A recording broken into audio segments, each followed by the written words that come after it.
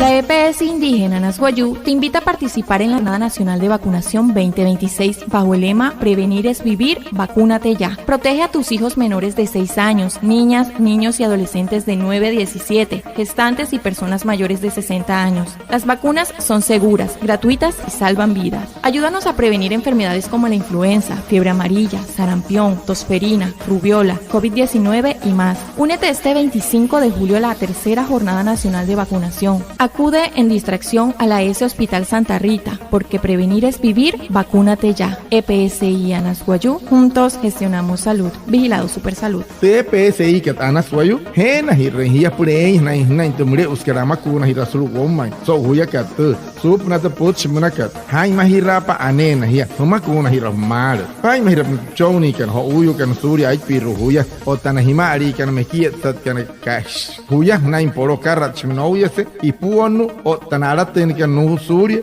Aipiroski Huya. Tumakunakat, Anas, Maria Parasat, Kator, Wayo Hutuma, Akari has a jet for what Tasari, one de Suri, so Tunun, Macat Catera, influenza Naka, fiebre Maria, Tarampion, Ecoch, Rubiola, COVID-19 o Tamsia. Perut Capa, so 25 Catan Cario Julio, Puta Chiro, Hatcamacu en Rambreusa. Perut Capa, solo distracción, solo Pitatka, Santa Rita, Cajamoy, Jaime Hirare, Catena Ujia, Macun Hirpojoro, Sonoy que monte EPSI Canasuayo, Yakan Towayakan, Achai Rashiwakut Purana, Anahuna Chiwayana, Tunana Hurikan Sawana.